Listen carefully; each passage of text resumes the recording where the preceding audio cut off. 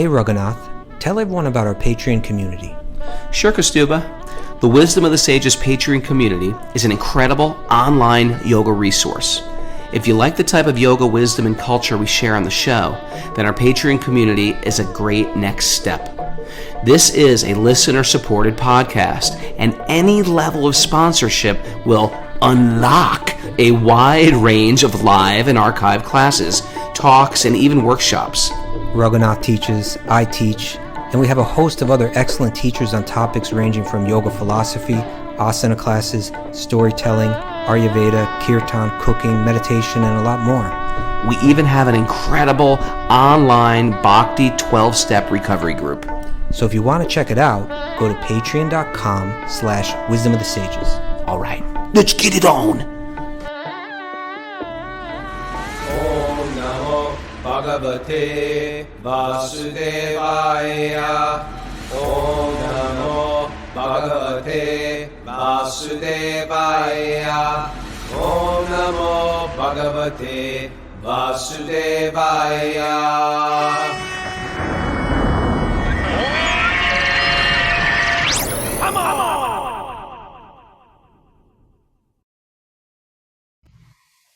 Live from Super Soul Farm, this is Wisdom of the Sages, a daily yoga podcast with your host, Raghunath, and co-host and senior educator at the Bhakti Center in New York, Kaustubha Das. Welcome to the show, everybody. Welcome to Thursday, special event day. Why? It is Narasimha Chaturdasi, and it is the appearance of Lord Nrisimhadeva. So we're going to do some backstory on Lord Nrisimhadeva. It's a special day today. Chaturdasi is like, let's say you say 14. It's the 14th day of the moon, and you can have this lunar calendar where you have the full moon, and then you have the new moon. That's the dark moon. So you have 15 days counting down as the moon gets smaller, right? So they'll have the first day, the third day, right? You do a special Fourth, fast fifth. on the 11th day, the fourth, yes, the fourth day, and then the fifth. The 11th day is like the Ekadasi. That's the 11th day. Ekadasi, 1 + 10, right? Yeah. And then it goes up. Then it goes from the new moon to the full moon. So that's how they keep the score of the days of the week of the calendar. And usually we have the appearance according to this lunar calendar. So we have Janmashtami on the 8th day, the Janma of Krishna, or Radhastami. She was also born on the Astami, the 8th day of the moon. And so today is Nrisimha Chaturdasi, the 14th day of the moon's getting full, right? Of the full moon. So tomorrow is the full moon. Yeah, there's the waning and the waxing moon. I never got that waxing. What does that mean? Building, waxing, growing. It's not like the kind of waxing people talk about nowadays. Like you go to the spa. What's waxing now? Waxing, you know, like what? When they take the hair off your body? Yeah. I don't think it's like that. And so we they say waxing poetic. You know, when someone is like spouting poetry, they're waxing poetic. If you didn't know who that unmuted voice was, that's our special guest. It was just like some random man speaking. That's Gauravani. He's one of my heroes. And sitting next to him is another one of my heroes, Vishvambar, who you may all know from our closing song, Jai Shri Krishna Bolo Jai Radhe Bolo. He's the one that goes, Bolo. Bolo. How many times a day, Vishvambar, I walk around and just go, Bolo, just because of you. Just because of you. Welcome to the show, Gauravani and Vishvambar Hari Bol. Thanks for having us. It's a special day, of course, Narasimha's appearance day. We're also releasing a music video for this whole Narasimha Kavacha today, so we're excited to share this with you guys. Vish is in India. I'm in Washington, D.C., so the whole planet is gathered here. This is exciting. This is exciting. But before we get into you guys, Miss Mara, do you have any announcements for us? We have a Back to Recovery group meeting today at noon Eastern time. All right, that's it. All right. Mr. Kaustubha, you good? I'm good. Happy Nrisimha Dave appearance. And to you. Thank you. And we're going to have the Americans were pretty smart. They popularize these things with lots of presents. The kids are all excited for Lord Jesus's appearance. We got to give more presents, I think, if we really want to get these kids attached. Presents, candy, go house to house for Lord Nrisimhadeva. Well, they always have a beautiful, delicious feast. Yeah, there's always that's everything. That's everything we do. We're always feasting on stuff, and we get to bathe the deities. Festivals. I don't know if Very the kids festive. fully appreciate bathing the deities. But One of my favorite memories of Nrsimha Chaturdasi as a kid was we would play a lot of games. We would get together and all the kids would play games because Nrsimha, he's the protector of this young boy, of this little boy of the children. Ooh, So it nice. was like a real special occasion for the kids to, get up and they light a fire in the morning. That's super cool. At like See, why 4:30, not? 5 o'clock in the morning, Oh, you light a really? big fire. Did anybody you light a know? fire here? Big No, we yeah, didn't light one. We didn't Well, start the fire today. We need a cross between Santa Claus and Narasimha Claus. Nrsimha Claus. Ooh. Gauravani dresses up as Nrsimhadev and comes in and gives out presents. Puts me on his lap. Oh, anyway, we're happy you guys are here. Not only you guys are we release your video. When Narasimha puts you on his lap, it's different than Santa Claus putting you on his lap. he did put the little boy Prahlad on his lap, right? After, Yeah. right? Yeah. And Lakshmi is sometimes seen on his lap. That's right. Okay, so it's not okay. So anyway, welcome to the show, you guys. We love having you because we love both of you guys. I've known you guys forever, and you're like brothers. You guys grew up in Bhakti Yoga. If you don't know Vishwambar, he's in the Mayapuris, and Gauravani, he's in the Hanuman, and he's put out so many CDs and produced so many CDs. And Vishwambar's Mayapuris we use as our closing song. Vishwambar has been chanting the holy name like through India as a child, starting like at age 3, I think you were leading kirtans through Padayatra, walking to holy places. Is that true or not? It is true, and I'm blessed to have this life, and I'm wanting to share that experience with my kids now. So that's why we're back here in Mayapur. We were living in Florida, Alachua, and now we're back here for some time and continuing to visit holy places. By the way, I want to just point out that was a beautiful move you did. He just said, "You know what, everybody, we're going to Mayapur," and the whole family got up and they just went to Mayapur, and they're there for at least a year. And how's it going so far? It's to see the transformation in my kids is magical, really. I mean, my son, we sat down to eat lunch today, and he sits and he says, "Everybody close your eyes and fold your palms," and we're chanting the prayer and things like that. So That's a dad win right there. And how are you doing there, Gauravani, in Rockville, Maryland? Thanks. Yeah, doing good. I have 3 teenagers. I can't pick them up and pack them off to India. They're like, no, that's not That's not gonna happen. But your kids are great. We love them. Thank you. super talented. Super talented kirtan leaders in their own right. And Yeah, you guys that are is incredible impressive. that somehow or other through our friends like you, all you guys, our kids know all their aunts and uncles are all into Krishna and kirtan. And so, even though my kids are teenagers and doing all this stuff, like my eldest is in college, she still goes to the temple and does kirtan. They're still part of the community and culture. Like they choose, like I was just in Atlanta, Karina was there in Atlanta. These kids organized a 3-day chant festival. Like which teenagers want to sit in one room and make their own music for 3 days straight? But to speak of, chant. Unless it's a rave Or a hardcore band. or a hardcore festival. Yeah. But yeah, who makes off their transcendental music like that, phones. where you're coming out feeling like light and sweet? Yeah, that's very beautiful. Yeah. I'm impressed. You guys did and are doing good jobs as parents too. I look up to both of you guys. Thank you, sir. We look up to you too, Rock. And so anyway, we're going to talk about what inspired you guys to do Nrsimha Kavacha? What was there some seed of it? We're talking about their song they released. Raghunath, why don't we step back a little bit and make it clear to everyone that these 2 incredible musicians have released a special song that's just moments ago was released on YouTube, correct? Yeah, so the video was just released this morning, just in time for the show. The song we released last year, and do you remember, Vish, what happened? Our friend Jayu Tal, who's a really well-known kirtaniya from around the world since like the 70s, he had this back problem. Do you remember he had to go into surgery? He was like completely flat on his back. Do you remember this, Vish? That was definitely the impetus for us to start creating this track. Was we started chanting it, and we started making it for our friend, and then like it was like COVID lockdowns, and we were like, wait, we need to give this to more people, and then there was like war in Ukraine, and we were like, wait, this needs to come out for Why don't more, we and tell us what the music is and what the lyrics are and what it's all about? Yeah, So- so the song is called Armor of Narasimha. Yeah, jump in, Vish. I was waiting for you actually, if you want to go for it.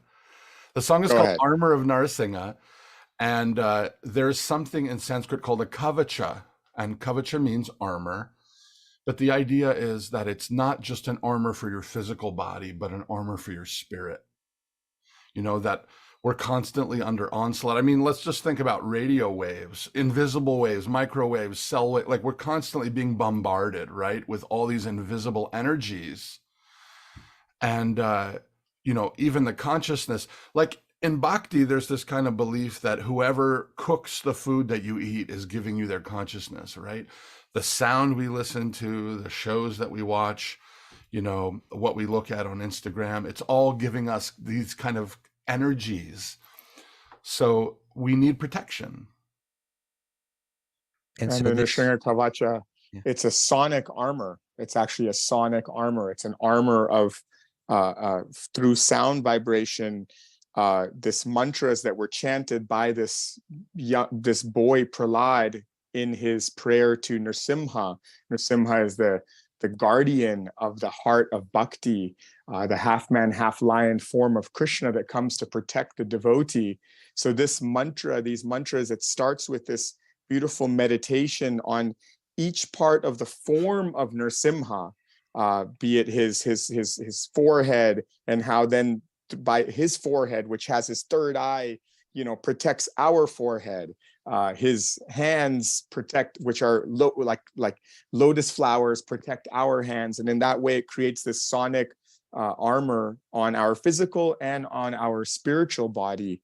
So that's what the kavacha is. and where does this? So it's a prayer, and what's the origin of it? It's said to come from the Brahmanda Purana. So And chanted by Prahlad. The origin is Prahlad. Yeah, the origin is from the mouth of Prahlad. That's right. Beautiful. And so And are we gonna I was play just it today? seeing go ahead, Rogan. Are we gonna play it today, or no? Are we gonna just? I hope we can play. It's like a 9-minute song. I don't think we have time to play 9 minutes. We can't play that. But maybe we can play a little bit of it. It would be cool. Yeah, it'd be cool to show the video and play a little bit of it. And we do hope. One of the things that we did was put the words there so that if folks feel like they want to learn it, Smart. you can follow along on the video. It's 30 verses. It's 30 verses in deep Sanskrit. But people memorize the Chalisa, which is 40. So this is shorter than that. Yeah, I think traditionally, when people are going through rough times, when you're suffering in some way, people dear to you are suffering in some way. That's exactly the right. yogis, they chant these, right? Oh, when I had COVID, the kids and Bunky would come in my room and chant this to me. Yeah, this is that's awesome. Special stuff. So why don't we tell people exactly where they can find? I suppose we'll put up the YouTube link in the descriptions for this podcast. Wherever you find it, you can find it in the description. We have it up in our chat board right now for people that are listening live. It's a beautiful video. I mean, I saw the kind of like the teaser from it, and it was beautifully produced. And Vishwambar's sister is dancing, doing the traditional. I don't know if that was Bharatanatyam or did see that she was dancing. She created this custom choreography. It's really cool. It's like super postmodern. Her dancing elevated this video for sure. And Vish and Ganga got together and they shot with this Italian videographer, and the stuff, it looks amazing. It's incredible. Okay. I don't know. This is the best way. We have this whole community here. So everyone, I want you to go to this link. I want you to share this link with everybody you can. And that way you're giving the Sringadeva away on this auspicious day. We're giving this video to as many people. If you think about how social media works, this is the best thing we could do to support people in this community. And, people like yourself, when you're writing these songs, just like when we interviewed Tom the other day about his movie, or next week we're going to interview Ananda Leela about her art. it's bhakti in action, where you're writing and you're putting these things together, meditating on Krishna the entire time. Every stroke of the pen, every capturing frame of the camera, and every songs coming out of your mouth and arranging the videos. You guys are in deep meditation, and it's a great way to present bhakti, not just through what do you guys do? You just sit there and, listen to lectures?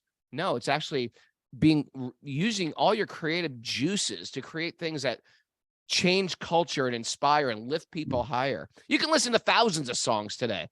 I want everybody to listen to this song and then give it to thousands, hundreds of other people who follow you on social media. Give it all away today. Beautiful. I'll play a little bit, just get a taste of it. Let's see. Song show.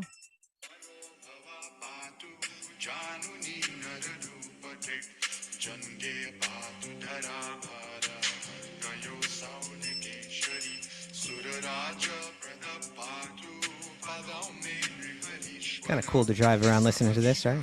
Yeah, drive around, listen to that. Cops pull you over. What do you got? What are you doing? Listening. Sonic armor. What are you Thank doing? You guys Sonic so much armor. for creating this. It's beautiful. Now, we love everything you guys create, and we are going to, as a community, everybody listen, we're going to support it and get it out there, and that's what community does. We lift you up, we support you, and we love having you guys, and we got to get you both back on the show too, because your stories are so great, and all your art is really great. And Prabhupada said we really changed the world with a cultural revolution. And I can see when you guys sing, people who've never even heard of bhakti, they're like, what is this stuff? What the heck is going on? And it's inspiring. This obviously, you guys, Kaustubha and Raghunath, you guys are creating a wave of culture with Wisdom of the Sages, which is, going out every day all over the world. And so many people are being touched by this. And, Raghu, Vish, why don't you tell Raghu how growing up you used to listen to Shelter, and like how it was like, all of us have been touched by each generation. It has inspired each of us. Absolutely. We're super grateful for your community getting to share our video on here. And I would say that my bolo is influenced by you, Raghu. All right, well, keep up the good work. Keep on creating stuff. Sometimes when you create music, and I know this from being a musician, is like you don't realize how many people hear it. So both your guys' music is played in households on a regular basis, lifting people up when they're down. And I just want to thank you guys from the bottom of my heart. Keep creating stuff. It's appreciated by people you will never meet. Hare Krishna. Thank you so much. Thank you both. Hearing Raghu talk about creating bhakti art, you can tell it's like in his cells. He's so excited about it. And we appreciate it. Thanks, Raghu. Thanks, everyone. Thanks, Mara. Thanks to all your wonderful community. We love you guys. Thank you. She's waving with her knitting needles right now. Okay. Jai Nrisimhadeva. Jai Nrisimhadeva. Jai Nrisimhadeva.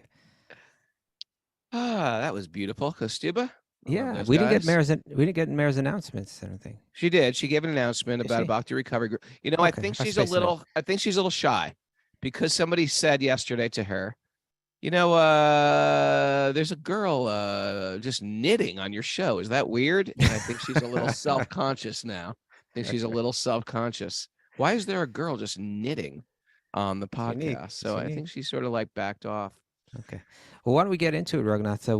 Why don't you share a little bit about the, when you hear these kind of stories that are coming from these ancient texts, like the story of Narasimhadeva, which is Lord Vishnu manifesting as half man, half lion.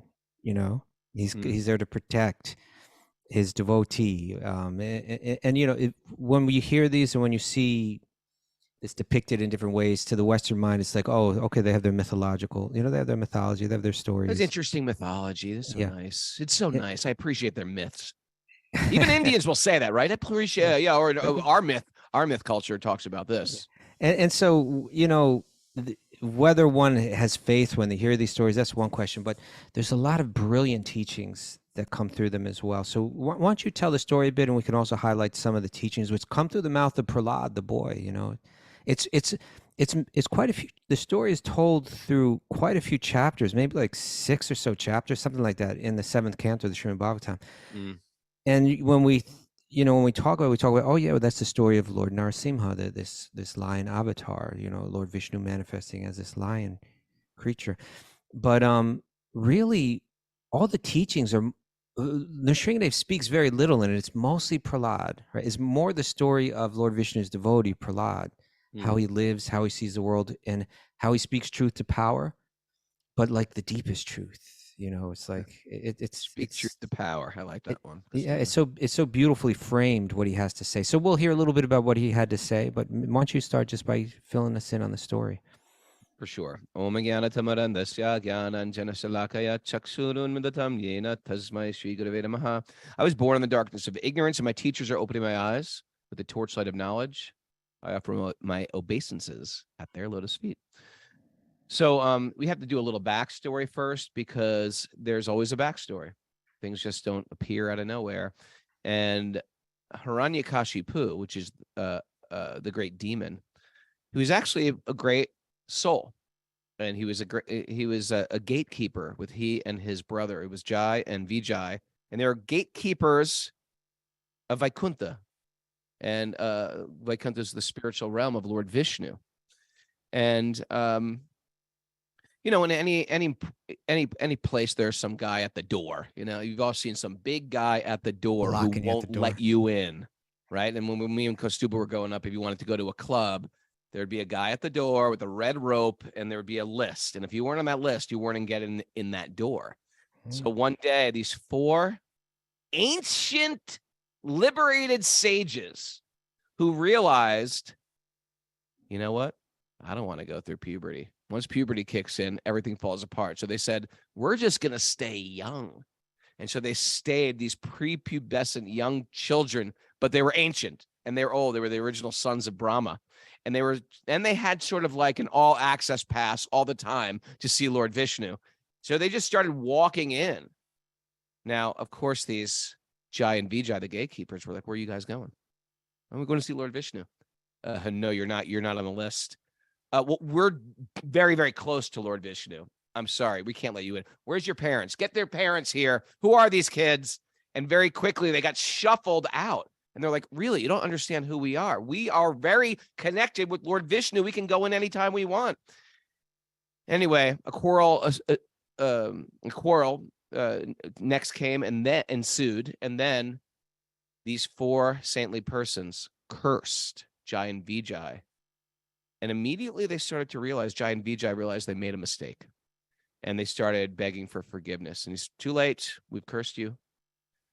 And then Lord Vishnu also said to them, look, the cursing of great sages is a benediction. So they had to take 3 births as demons who will be incredibly focused, meditating on Lord Vishnu. And it's exactly what happened. So we're not going to tell all the stories, but this is part of the Bhagavatam, is these 3 births of these Jai and Vijay who fell to earth and had to take on this Leela as a demon. And so one of them was this demon, Hiranyakashipu. And Hiranyakashipu was, like some of you out there listening, a great yogi. Now in Bhakti, we don't care if you're a great yogi. We care if you're a great Bhakti yogi. There's a lot of great yogis out there with really ill intentions. It's not your yoga, it's what you do with your yoga. It's not your great yoga class, your great asanas, your great open hips. Who cares about that? What we really care about is your heart. And so the great bhakti yogis, right, like Hanuman, right, is different than Ravana. And in the same way, this person who's very, very good at austerities, at tapas, Hiranyakashipu, he was very, very focused at pleasing Lord Brahma so he could develop some mystic cities. Now, while he was doing the austerities and getting to impress Brahma, his wife was pregnant, Kayadu, her name was. And the demigods realized, man, we got to get rid of this lady's baby because he's going to be he was already a troublemaker, Hiranyakashipu, and he was already an emperor. But now the demigods are realizing this is the son of the demon. We got to get this son of the demon when this demon gets born. But Lord Vishnu said, no. This son is going to be very special. And so anyway, the baby, Narada started instructing Kayadu while the baby was in the womb. And we know that even the food the mother eats affects the baby in the womb. What to speak of the sounds? Anyone pregnant out there? Be careful what you listen to, right? Listen to a transcendental sound that affects the child in the womb. So anyway, this child, when it was born, it was already a liberated soul. Now, in the meantime, Hiranyakashipu had appeased the demigods. And Lord Brahma appeared to him with all the other demigods, and they said, okay, what you've done so much. How can we reward you for your tapas? And he said, reward me? I want to be immortal. Brahma, who lives a very, very long time, and the leader of all the demigods said, well, I'd like to give you immortality, but even I don't have immortality. Even Brahma is a jiva that dies. So he thought, well, I can't give you that. I can't give you what I don't have. What else would you like? And so then he tried to sort of arrange fate on his own. And Hiranyakashipu said, here's what I want. I want not to be killed in the daytime or the nighttime. I want, and he said, can you do that? And Brahma said, we can handle that. And I want to not be killed by any man or beast. Can you handle that?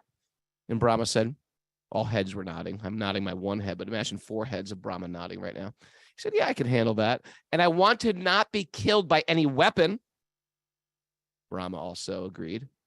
And I want to not be killed inside or outside, and not in the air and not on the ground. So he's sort of trying to like arrange his destiny by some type of special protection, right? Not to be hurt anywhere.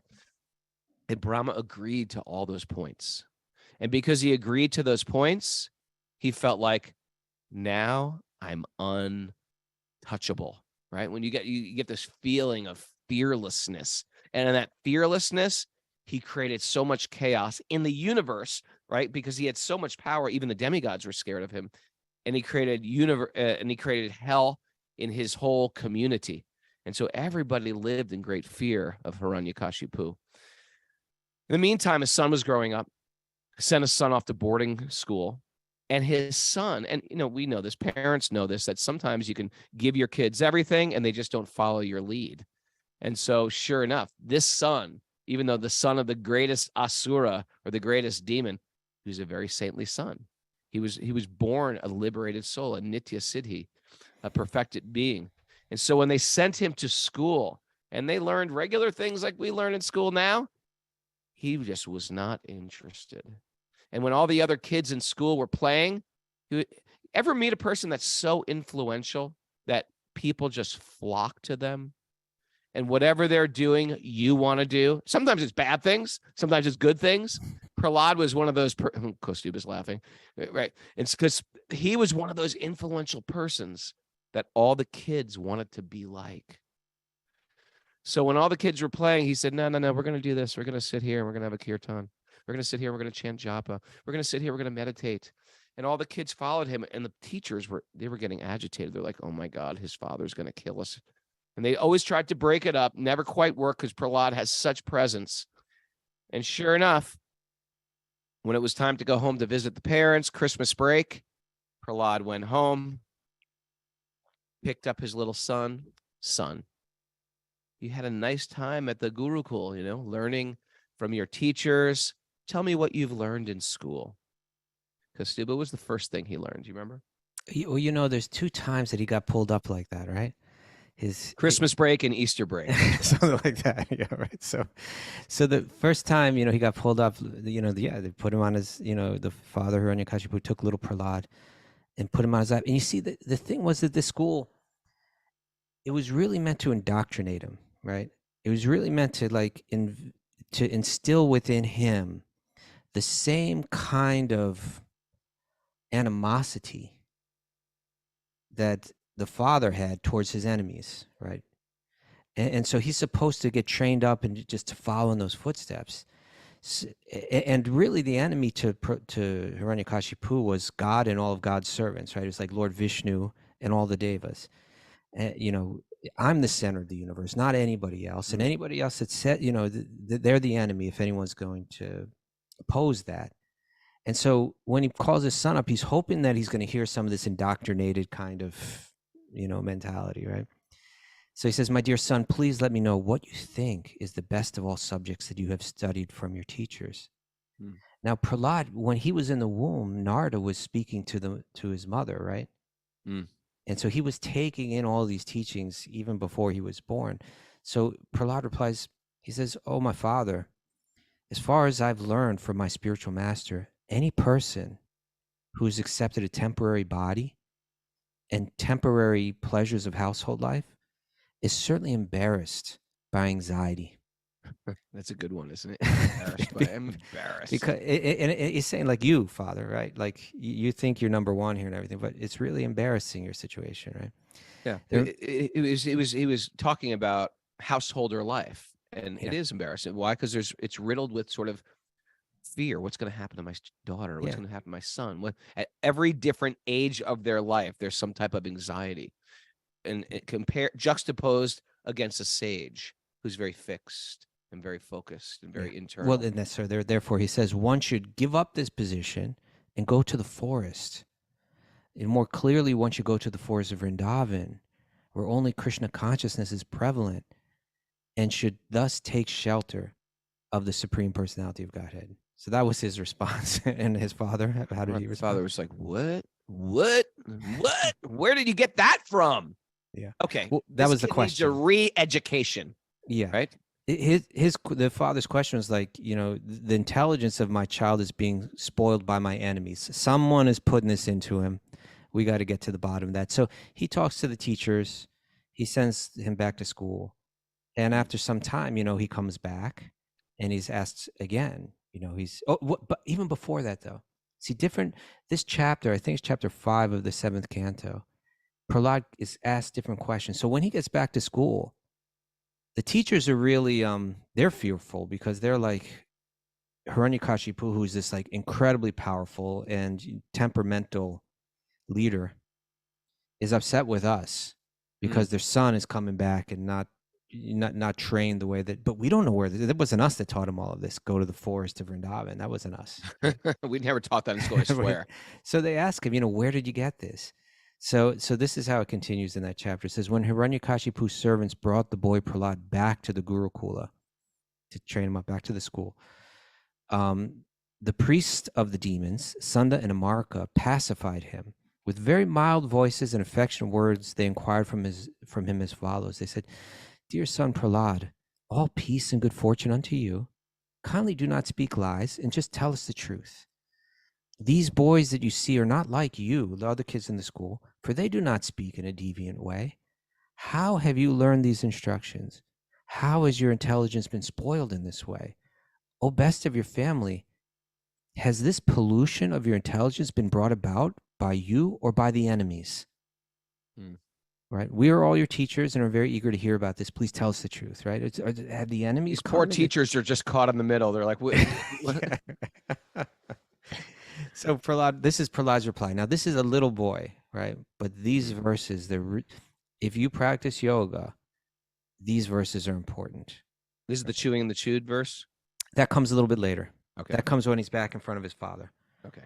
But this is going to show just how foreign this idea of friends and enemies is to Prahlad. He says, let me offer my respectful obeisances unto the Supreme Personality of Godhead. The teachers must have already been like, oh boy, here he goes.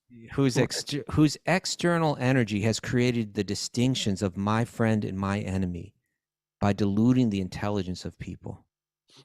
Right? This idea of my friend and my enemy, he's saying you only think that when you're confused, right?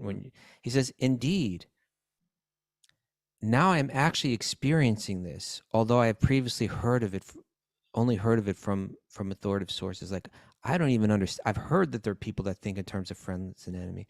I heard that there are people that are so confused that they see another living being, another spark of pure spiritual energy as their enemy. I've heard about this, Now I'm actually seeing it. They're talking. I'm seeing it right in my teachers. He says,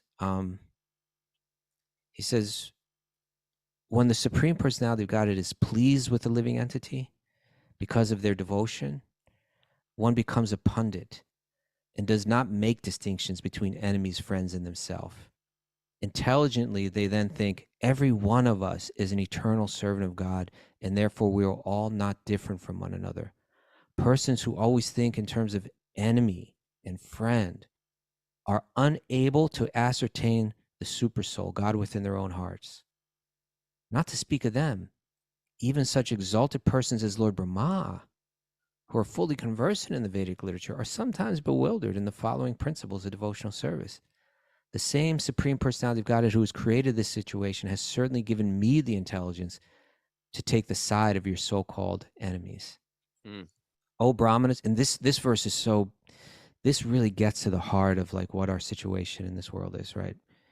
He says, "O Brahmanas, teachers, as iron attracted by a magnetic stone moves automatically toward the magnet, my consciousness, having been changed by his will, is attracted by Lord Vishnu, who carries the disc in his hand. Thus, I have no independence." Right? When you're free of illusion, you snap, right? Your attraction automatically goes to that source of our existence, to that beautiful divine source, that's Sri Krishna, effortlessly. So he's saying, because I haven't been confused like you guys are confused, I don't see in terms of friends and enemy. Naturally, I'm attracted. What can I do about it? It's not. I'm not trying to do this. It's not someone's coming and imposing it on me. That's just a natural situation for the soul. It's only when you're confused do you think in any other way. So the teachers are obviously kind of frustrated by that, but they did their best to kind of indoctrinate him more and more. And then they brought him back to the father, and the father again asks, please tell me whatever you think is the best knowledge that you're getting in school. Right. What's the best knowledge? Father misses the kid, puts him on his lap. The kid's adorable. Tell me what you're learning in school. So then he says these famous couple of verses: Shravanam, Kirtanam, Vishnu, Smarnam, Padasevanam, Arjanam, Vandanam, Dasyam, Sakyam, Atmanavedam. He describes all, coming down from the great authorities in the world of Bhakti Yoga. These are the 9 different ways. It's like the last thing he wanted to hear from his kid's mouth. How to worship, the 9 processes of how to worship Vishnu. This is the best thing I've learned, right? So I'll read some of the verses that follow that. It says, after hearing these words of devotional service from the mouth of his son Prahlad, Hiranyakashipu was extremely angry. His lips are trembling as he spoke to Sunda, the son of his guru Shukracharya, as he spoke to the teacher. "O unqualified, most heinous son of a Brahmana, you have disobeyed my order and taken shelter of the party of my enemies. You have taught this poor boy about devotional service. What is this nonsense? In due course of time, various types of diseases are manifest in those who are sinful. Similarly, in this world, there are many deceptive friends in false garbs, but eventually, because of their false behavior, their actual enmity is manifest." That's what he's saying. I entrusted my kid to you, and you are my enemy. Right? The son of Shukracharya, Hiranyakashipu's spiritual master, said. So the teacher replied, "Oh, Hiranyakashipu, whatever your son Prahlad has said was not taught to him by me or anyone else. His spontaneous devotional service, his bhakti, has naturally developed in him. Therefore, please give up your anger and do not unnecessarily accuse us. It is not good to insult a Brahmin in this way." So they're pulling the Brahmana card. You don't ever pull the Brahmin card? Brahmin. So then it continues. So Sri Narada said, when Hiranyakashipu received this reply from his teacher, he again addressed his son Prahlad. Hiranyakashipu said, "You rascal, most fallen of our family, if you have not received this education from your teachers, where have you gotten it? Where has this all come from?" And then Prahlad says, "My dear father, because of their uncontrolled senses, persons too addicted to materialistic life make progress towards hellish conditions and repeatedly chew that which has already been chewed." It's like a 6-year-old boy just schooling his dad. "Their inclinations toward Krishna are never aroused, either by the instructions of others or by their own efforts, or by a combination of both. Persons who are strongly entrapped by the consciousness of enjoying material life and who have therefore accepted as their leader a guru or similar blind man attached to external sense objects, cannot understand that the goal of life is to return back to God and engage in loving service and bhakti to Lord Vishnu. As blind men guided by another blind man miss the right path and fall into a ditch, materially attached men led by another materially attached man are bound by the ropes of fruit of labor, which are made of very strong cords, and they continue again and again in materialistic life, suffering various types of miseries. And then he says, this verse, which is very similar to what we just read yesterday or the day before.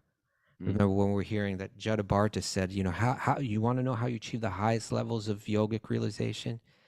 You got to cover yourself in the dust of the lotus feet of a devotee, right? You have to connect deeply and intimately with someone who's got within their own heart holds this bhakti, right? So Prahlad is going to say more or less the same thing here. He says, these materialistic people that are suffering all these miseries, unless they smear upon the bodies the dust of the lotus feet of the Vaishnava, the bhakti yogi, completely freed from material thought, persons very much inclined towards materialistic life cannot be attached to the lotus feet of the Lord, who's glorified for his uncommon activities. Only by becoming Krishna conscious and taking shelter of the lotus feet of the Lord in this way can one be freed from material contamination. That's it. In the material world, you see an apprenticeship. You want to learn woodworking, you become an apprentice. You're a humble servant, of the master woodmaker. Yeah. And this was going on historically. You see this in the recording studios. You become an assistant of the producer. You see this in all walks of material life. And that's what we do in bhakti. We become a humble servant of our guru. What would you like? How can I serve you? What can I take care of you? And that is that's how you get it. So in this idea of smearing the dust, would you say that's a literal, or would you say that's an analogy? It's both literal and metaphorical. But the metaphorical one is most important for us to understand. I say, it's giving your heart to someone. It's and receiving what they have to offer you. And you're fully learning from just yourself in watching them. Almost, you're learning from watching them, from hearing.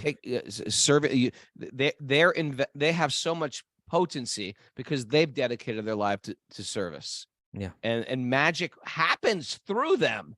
And you want to be close to them, and you want to keep them in your life because you realize, man, I'm so attached to matter. My life's been dull. It hasn't been that magical, but it's my birthright. I'm a spiritual being. It's my birthright. So I want to associate with a person who's at the very least not as attached as I am. And that's how I learn. Yeah. And that, yeah. Yeah. And so this again was not what his father wanted to hear. And he kind of lost it at that point, right? And his father got really angry. And that's when he started to, is this when Chewing the Chewed came in? Well, I just read the Chewing the Chewed. I missed the Chewing the Chewed. Okay, sorry about that. Spaced out during that one. That's okay. But yeah, so Hiranyakashipu at that time started to try to kill his son.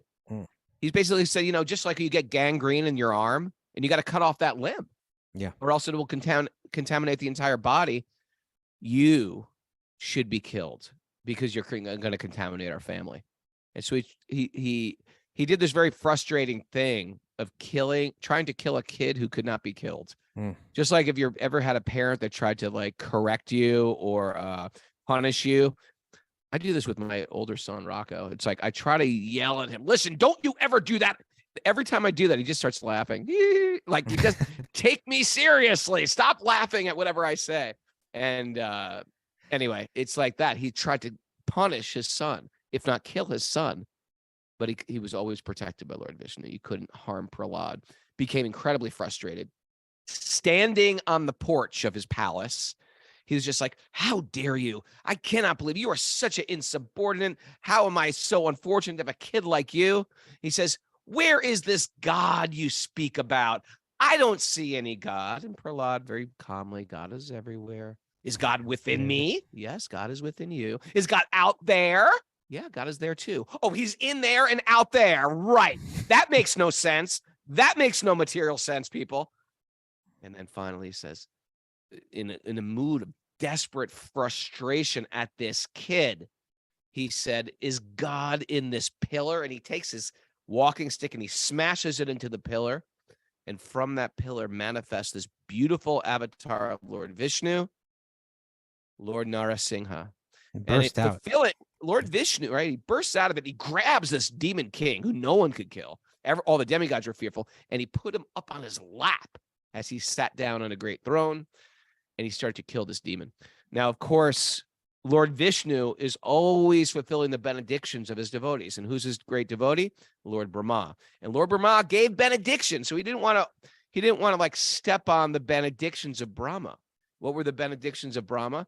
He wouldn't be killed for Hiranyakashipu. He wouldn't be killed by any man or beast. He was not. He was killed by a man beast.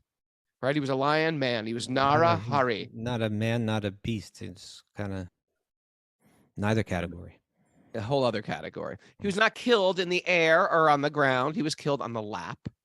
He was not killed in the day or the night. He was killed at dusk. And he was not killed inside or outside. He was killed on the porch. And he was not killed by any weapon. He was killed by the nails of Lord Narasimha. Am I missing one? I think you got him. He's not killed. That's it. They covered all the bases.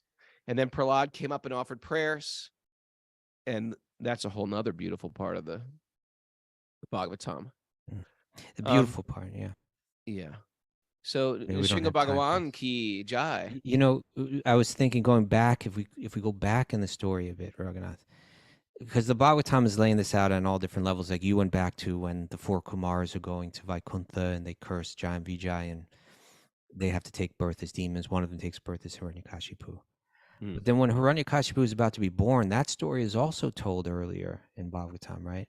With Kashyapa Muni, this great sage speaking to his wife Diti. And he's describing to her that due to a certain inauspiciousness in the timing of all of this and so on, the consciousness that's gone into conceiving this child, actually this demon will be taking birth, right? So he says to his wife, he says, the learned Kashyapa said, because of your lamentation, penitence, and proper deliberation, and also because of your unflinching faith in the Supreme Personality of Godhead, and your adoration of Lord Shiva and me, she's just received the news that her son's going to be this powerful demonic figure. So that's not great news. Not good news. Not good news. But he says, but there is some good news. One of the sons of your son will be an approved devotee of the Lord, and his fame will be broadcast equally with that of Lord Vishnu himself. That's Prahlad, right? And then he says this about so that you can understand the character of Prahlad. He says, in order to follow in his footsteps, saintly persons will try to emulate his character by practicing freedom from animosity, just as the purifying processes rectify gold of an inferior quality. Ooh. Right. So much there, right? That like if our heart is meant to be like gold, but we hold within it animosity towards other living beings. The essence of Prahlad's teachings is that's illusion, right? And that blocks you from achieving the deeper, beautiful realizations about life that liberate you. You know, holding that animosity is what prevents you from developing spiritually. So Prahlad is that character who we understand if we want to be deeply spiritual, if we want to free ourselves of the bondage of materialistic life, then we try to follow in his footsteps. And the essence of that is practicing freedom from animosity. Then our heart, which is like gold, can become purified. That's beautiful. You know, the Nice. Bhagavatam is so wonderful because it gives a zooming out picture again of this spirit soul, in this case, like Jai and Vijay, or, you know, and Hiranyakashipu. And when you zoom out and see the different lifetimes that are going on, it gives you this feeling of, oh, there is good and evil. Yeah. Oh, good. There's a benevolent force lifting up the souls. Oh, and this will happen because also Prahlad's descendants appear later on as well. In the same way we're reading about Bart Maharaj and we're seeing the lifetimes of Bart Maharaj, the zooming out makes you realize there is a divine hand behind all this. What's right in front of my face, I can't necessarily perceive. I can't understand why this is happening to me today, but there's a greater plan that divinity has for all of us, and that's another beautiful takeaway from all this. In the midst of the hell and chaos Hiranyakashipu has created, there's a much greater plan in the long run that happened. Unlike those TV shows where it's sort of like true crime, and then it ends with, and the killer was never caught. You're like, what? Can Still we out there. resolve this, please? I have to go to bed now knowing the killer was never caught? No. Good prevails. That's where we're ending with today. Good prevails. Yeah. Yeah. The good, and this is the thing, the devotees, they pray to Nrisimhadev to take those sharp nails that he's got, reach into their own heart and rip out whatever demoniac, whatever evil is within ourselves. That becomes the prayer today. So that's something we could all meditate on, right? So nice, Prabhu. So Do we have takeaways today, or are we just... I think no. No. Okay. I was thinking Miss Mara sort of like this. retreated today from her duties. She was discouraged.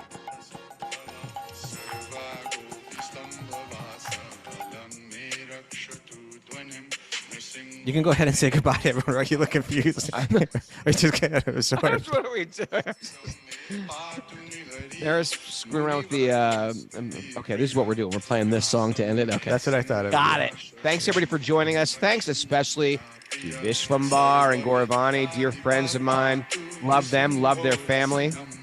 And thanks to everybody who joined us live on Zoom. If you want to join us on Zoom, you can email Mara, Miss Mara here at wisdomofthesages.com. Wait, wisdomofthesages108 at gmail.com. Thank you. Wisdomofthesages108 at gmail.com. I saw, because we're not playing the normal song, I'm completely like Okay, you want to go back to the normal song? discombobulated. Okay, you can go back to the normal song now. It's okay. It's okay. Bolo.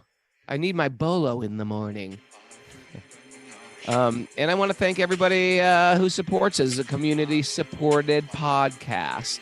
So everybody who supports us through Patreon, thank you very much. It's really appreciated. If you want to support us, you go to patreon.com/wisdom of the sages and give a monthly donation of your choice, and that gets you into the Patreon vault of lots of classes on the yoga system, on Ayurveda, on yoga asanas, on all different types of stuff we do there. It's very cool. And if you're listening to this song, we want to support this song, so copy that link, spread it around, spread it to your friends. We can all do that today. And I want you to all listen to that entire video today, or download that song on Spotify.